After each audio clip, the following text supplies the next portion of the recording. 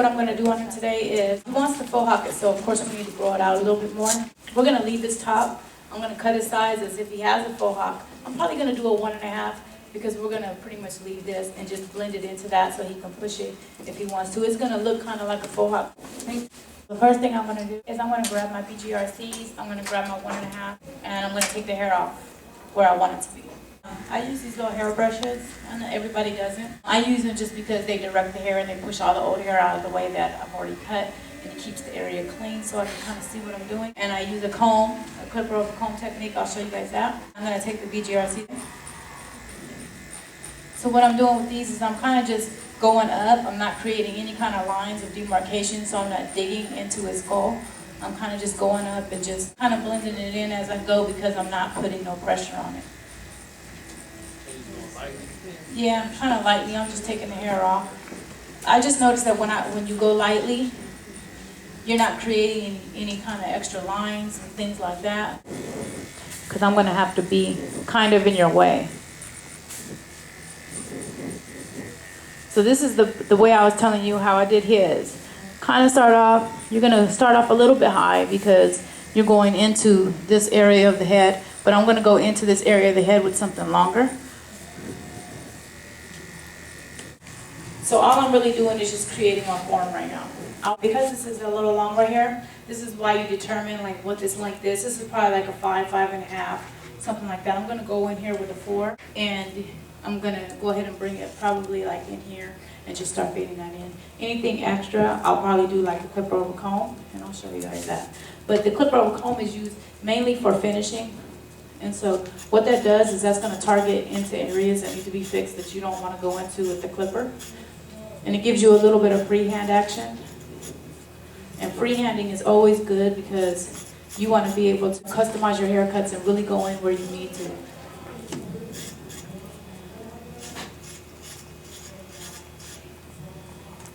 In your guys' way, but so I'm just bringing it up here a little bit, and I'm not creating any lines or anything. I'm just kind of taking some of the bulk out because we're going to leave the top. And then towards the end, I'm going to blend it a little bit more with my edger and my comb. So the idea of it is to get your sides where you want them to be, and then you want to go in with the number that's higher, the highest that you're going to be in the top, and then you're going to work your way in between here to blend that in. My number 3, which is my 3/8. Another important thing about guards. Clipping on guards, when you're doing a new client, you want to make sure that you guys are talking about the same thing. Everybody labels their guards a little bit different, so your 2 might be a little different than their 2 that they have in mind. So you might want to always start with something longer until you get the idea of what they're talking about and making sure you're on the same page. Because you don't want to be talking about 2 different things and then you get something that your client didn't want. And so this is a 3 right here. Typically, if you go on down, if you work your way on down, you shouldn't have a problem blending in. And that's what this pivot arm is for, to move it in and out. So that way, in areas that you need to keep it longer, you can move it out. Areas you need to go in and maybe a little shorter, you can move it in. So it helps you customize the haircut a little bit. And it helps you blend it in a little more. This is the number 2. So now I'm staying in a little bit, right around where I need to, because now I'm coming into where I left it, which is the 1.5.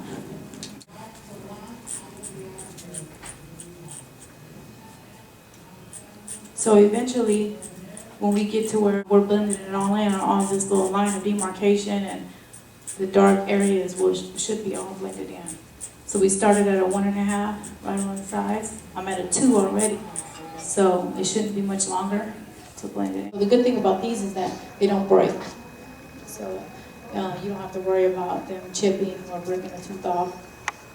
And they're magnetic, so they hold on pretty well. So this is a 1.5 that I'm using right here, but it's extended all the way out, so it's pretty much like a short tooth. So I mean, you went from a 1.5 to 3 to 2.5 to 2? Yeah, what I did was I did the 1.5 initially, and then up here I started with a 4. Kind of did the 3 in here a little bit, blended that, went with a 2, and now I'm down to a 1.5, which is what I started with the sides. That's why it's kind of already blending, because now I'm back where I started. And I extended it all the way out, so it's a little bit longer than a 1.5 and not quite a 2, so it's gonna blend in that little area. Once you get used to like how your clippers and how your guards work, you'll be able to like, just pretty much you're just breaking it on down. And that's a 1/16? Right back to where you started. This is 1/8. The 1/8 is like a 1.5. If you have your 1/8 extended all the way out, it's a longer than a 1.5. It's almost a 2, somewhere right in between. So if you put your 2 on there and you push the blade, the pivot arm all the way in, then it's a 2, and you push it out, it's like a 2. The way to work in between your guards is when it's in, it's whatever the guard is, and when it's out, it's a half a size longer. This is my 1.5, and I kind of have it in the middle. What was that thing you said earlier? You said shadow fade? Yeah, shadow fade is pretty much where you can see a little bit of hair. You know, it's kind of like a shadow. It's not quite a bald fade, it's a little longer than that. And it's not What size anything. do you use for that? For shadow fades, usually like a 1 or even a half.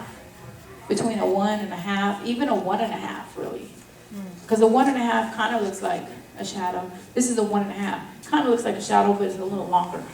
A shadow fade is usually shorter than this. This is kind of like a little long. Shadow is like where you can barely see, you know, some hair in there. So it'd probably be more like a 1 or a half. You guys, the clip over comb, because there's a couple of heavy areas in here.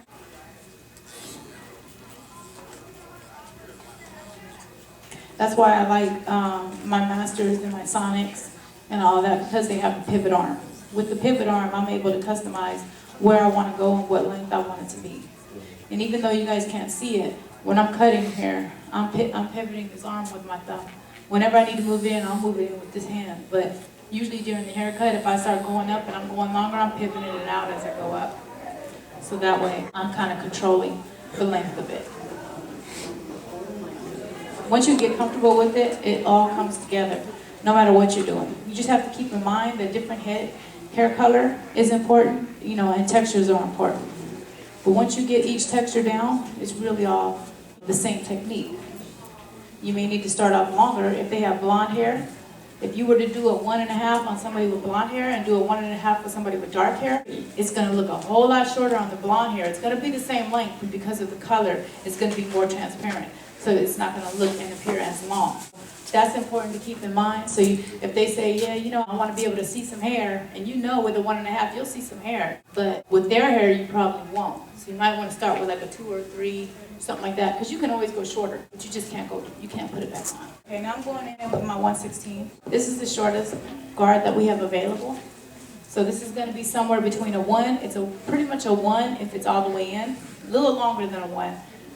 And all the way out is close to a 1.5. But we all know when we take this guard off, the 1 is all the way out. So it's probably more like a true 1. And all the way in is a 0. In the middle is a half. You know, you put this on. It's a 1 all the way in, maybe a tad longer. All the way out is close to a 1.5. You go your next step up. You put your 1.5 on. All the way in is going to be the 1.5. Out is going to be almost a 2. And you're just working your way on up like that.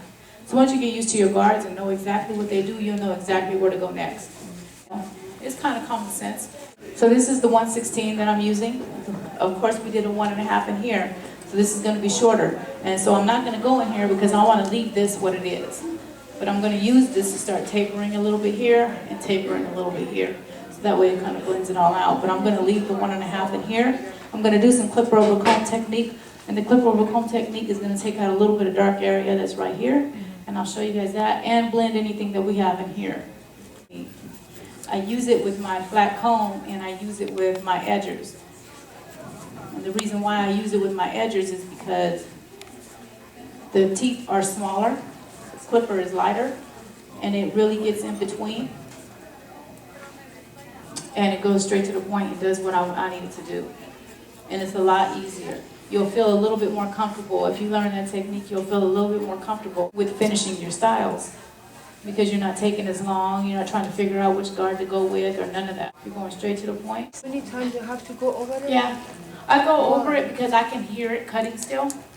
And at the same time, I'm moving it. Even though you guys can't see it, when I'm cutting, I'm going over it, but I'm moving this. So I'm moving it to go a little bit shorter in that area, How pretty long much does fading it it all take down. you to give a haircut. This type of haircut, sometimes these type of haircuts take a little bit of time. You're texturizing, you're doing some other things to get it to look the way you want it to look. So it's not like a typical fade or a typical haircut. What's the average price for this cut?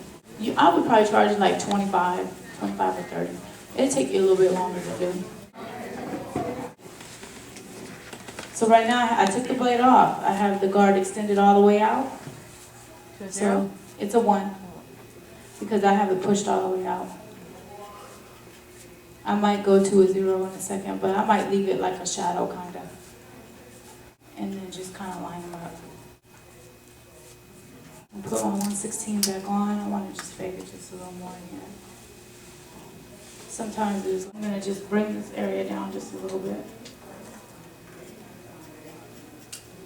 And all this really does is just separates the middle part that you did, whether you did the 1.5. Gives it a little bit more definition because you're bringing this area just a little shorter. Another thing that's important is seeing your shadows and knowing that you have a shadow there, because you're not always going to have light. You're not always going to have the proper light that you need. Some salons aren't well lit, sometimes during the day where your booth is at. So you need to be able to look at it and know exactly what you're looking at and that you're actually seeing the shadows to get them out. What I'm going to do with this clipper over comb technique, it's a little bit heavy right here to me, and it's a little bit heavy like right here, and then there's a little bit of blending up here that I can do. And so I'll show you how it kind of does it. Now, if you were just using your clippers, you would snap your guard on, you're like, okay, in here I got to use something longer, and here I got to take it off and maybe use a 2.5 to get that out. Instead of doing all of that, you can go in clipper over comb and just kind of take it out wherever you need to, so you're not going through figuring out what type of guards and things that you need. And so in here it's a little heavy, and you'll start seeing it. It's a real light type of fix that I need to do right now, but I can see it.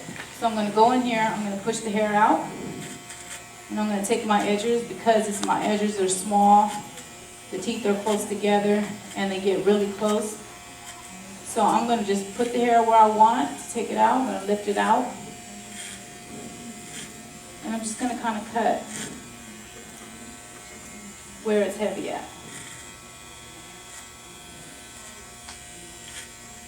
And you can use our edgers for these because the motor is strong enough to push the hair off. I wouldn't recommend really using clippers for this because, number one, the clippers are big. You know, they're kind of...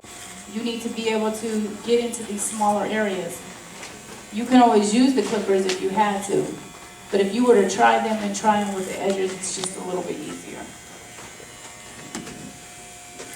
This is the super liners. I don't even have to worry about even coming in here with the comb really, because I'm just blending it myself. I'm pulling the hair up, and once you pull the hair up, you'll start seeing that it is a little bit longer than everything else, and that's the hair that you're gonna take out. They're not flimsy.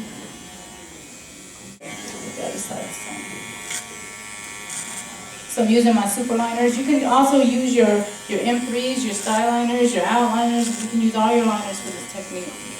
It doesn't necessarily have to be these. This is just showing that you're able to use any one of our edges. And then after we do this, we're going to line them up on this side. Line up is very important. If somebody comes in and you've already cut their hair the week before, and they just want to line up, it'll make it look almost brand new again. And it's important for you guys to really focus on your lineups because it may bring you extra money. I have clients that come in and they come in 1 week, they get a haircut, the next week they come in for a lineup, the next week they come in for everything, the next week they come up for a lineup, next time around. So you do have an opportunity to make some more money if your lineups are right. And the most important thing to a lineup is your clipper. So you want to make sure the motor is strong enough to push the hair. So right now I'm just looking at the hair and I'm just looking for different weight lines and things like that.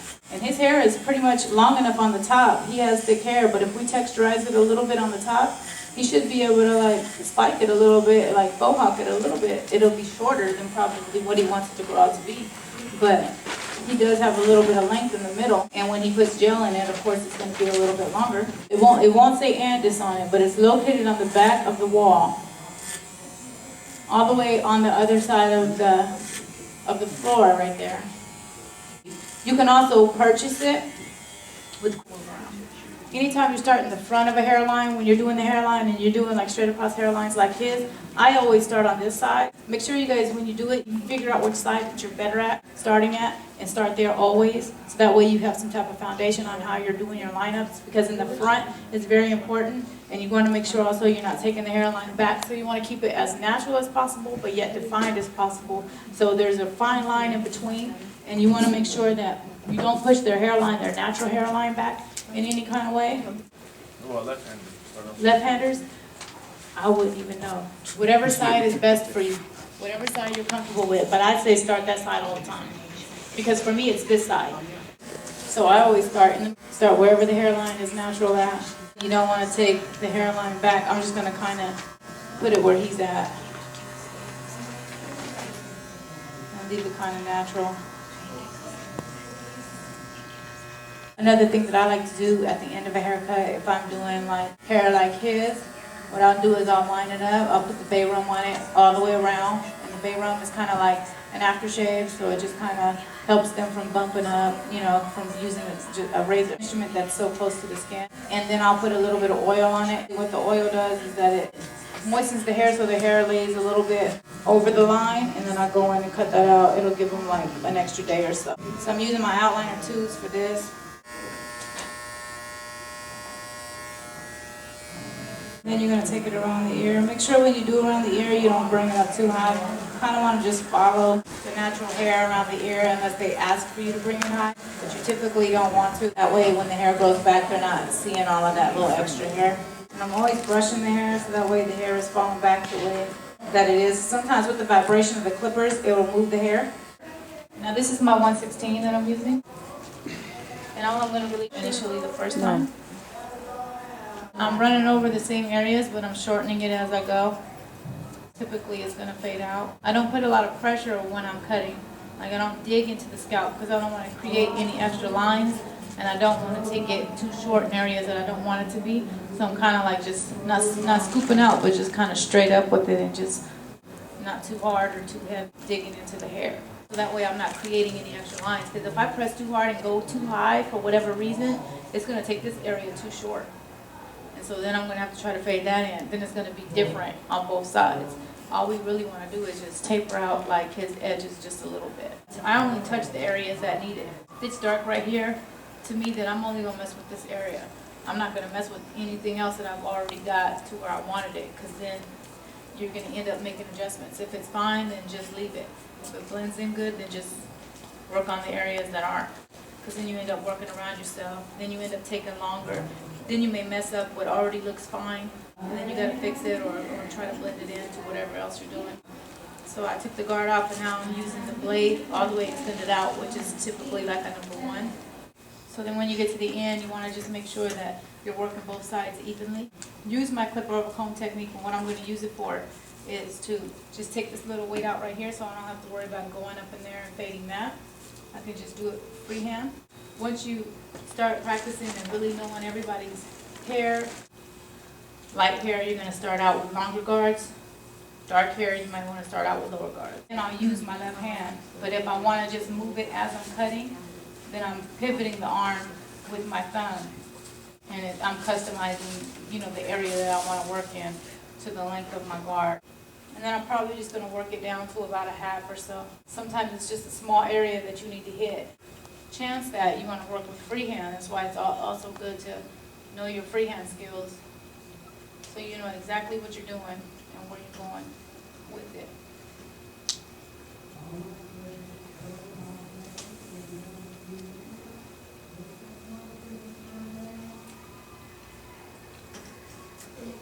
Don't ever limit yourself. Even being a female, don't ever limit yourself. So what I'm going to do is I'm going to clip over comb certain areas that I see are dark. This area is kind of dark to me a little bit, right in here. Up here probably could be just blended a little bit more.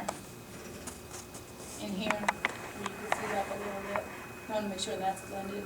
So instead of me trying to figure out which guard I'm going to go in with, I'm going to put it on my clipper and I'm going to try to go in there and take that out. Instead of worrying about that, I do a clipper over comb technique with our edgers and really take that hair out.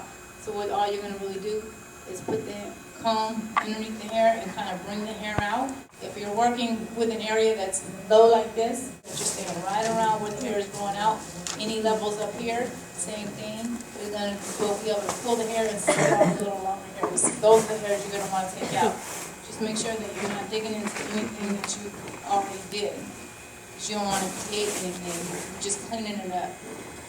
So this is like a finishing type of technique, just to grab some of those dark areas that you might want to blend in without using an actual guard. On the tool that you use, it's important to use an edger for this because it's small and you're able to see, you can hold it better, it's lighter, it's not as heavy as the clipper, and the teeth get a little bit closer because they're designed to get really close. So I'm gradually just taking out these little dark areas in there because the teeth are, not as close as these are. Plus the clipper is a lot heavier. I'll probably end up texturizing a little in here so that when it does grow out, he can move it some more. When you texturize, you're taking out some hair without actually removing the length. You're just removing some of the bulk. So that when they you start your foundation off the same, which I started in here the same, 1.5 on both sides. That starts my foundation, so I know that both sides on this part are the same. Whatever he had on the top was whatever he had. Like, I didn't touch none of the length in the middle because that's how long his hair was, and he's growing it out. So I don't really want to touch that area. I want that area to grow. So right now I'm just sculpting everything to grow into that. So all he has to do is start growing it out now and keep his size cut. Now it really won't take as long for him to get to where he wants to get. Because once he puts gel in it, it's going to be a little bit longer than what it actually looks right now. And if we texturize it some, then it's going to be able to move a little bit more, and he may be able to put some gel in there and Faux-Hawk it a little bit, even at this length. And it may not take him as long as what to come down and be an actual, Faux-Hawk, especially with his hair, because now that he's growing it out, he had probably a fade before, so all of this is still really short. His back right here is not as long as this. As long as you create the definition a little bit or start creating the style so that as it grows in, it starts really forming into that. Then all he has to do is just take his sides back off and, blend everything in. But right now, when they're just starting it like this, you want to blend it pretty well. So that way, because you're growing it. And in the middle, Do I have a what? do you have a class? When? Like on the outside of here? Yeah. Yeah, I do. Are you in school? Where is it? No, I have a which is fashion now. I get lots of names, that's why I want to do it correctly. Before the class is over, or at the end, I'll give you one of my cards. I'm stationed out here. I'm in Hollywood all the time, and so I'm back and forth. What's the difference from a Faux-Hawk and a Mohawk? The Mohawk is like a Mr. T, like where it comes straight to a point and there's no fade. Faux-Hawk is more faded, like this, where you still have hair, but it's all still blended. But the fade incorporates up here, as far instead of like in here like a regular type of fade. I'm a barber. I've been with Andis for about 5 years, and I've been cutting hair about 17 years, 16 years. So I've been cutting hair for a long time. I also cut for a lot of celebrities, some people in the industry. They keep me on my toes all the time. So my work always has to be consistent, because no matter what, it always has to look a certain way. Whether they're going to be on TV or just doing interviews or whatever the case is. Did you go to a barber school? No, I went to Cosmo first. Okay. And then I finished up at a barber school, because it's like 400 more hours. Yes, you crossed over. It's not a lot. It's not a lot of hours. But it's good to know everything, though. Because some people like razor, some people don't. Back east, they do a lot of razor. Out here, they don't do as much. They're getting more into it, or some people just can't handle the razor. I did the barber way later, though. Although when I started Cosmo, I knew I wanted to cut hair. I knew I wanted to be a barber. But I didn't do barber school because it wasn't one in my area. I want to focus more on men's cuts. But I wanted to do Cosmo. But along the way, because I was a cosmetologist as well, I was assisting people, so I was doing it all. And what I'm lining them up right now is my outliner tools, T outliners. When I'm out, 90% of the time I don't have a mirror. Sometimes we're lucky enough to improvise and be in front of one. T outliners is because of the T. The T blade allows you to get into small areas like this without really trying. We have another outliner. It's gray as well, but the blade is straight across, straight up and down. This one has like a little T on it, so it gets in small places on beards, mustaches, edges, and around the ears.